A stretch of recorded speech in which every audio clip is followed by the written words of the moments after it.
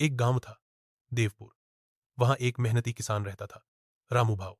हर साल वह मक्का उगाता था, लेकिन उत्पादन ज्यादा नहीं बढ़ता था।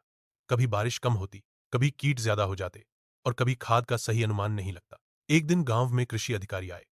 उन्होंने सभी किसानों को एक साथ बुलाया और कहा, अब हम चीनी तकनीक का इस्तेमाल करके मक्का उत्पादन में वृद्धि करेंगे।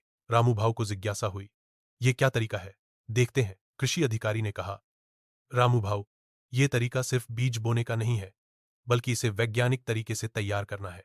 पहला कदम, रामू ने पहले जमीन को गहरी जुताई दी, गोबर और कंपोस्ट खाद डाली और माटी की जांच की ताकि पीएच सही हो। कृषि अधिकारी ने कहा, ड्रिप सिंचाई, अब हर पौधे को सीधे पानी मिलेगा। रामू ने ड्रिप सिंचाई का इंतजाम किया। कम पानी का उपयोग करके भी मक्का तेजी से बढ़ने लगा। अधिकारी ने कहा, बुवाई का गणितीय तरीका, इस समय क्या हो रहा है, पौधे बहुत ज्यादा या बहुत कम दूरी पर बो दिए जाते हैं। इसके बाद रामू ने 1.25 फीट का बेड तैयार किया।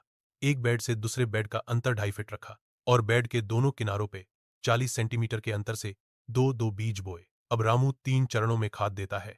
बीज बोने के बाद 30 दिनों में और 60 दिनों में इसमें जिंक, बोरोन जैसी सूक्ष्म पोषक तत्व भी डालता है। कृषि अधिकारी ने कहा, कीट आ जाए तो तुरंत रासायनिक छिड़काव मत करो।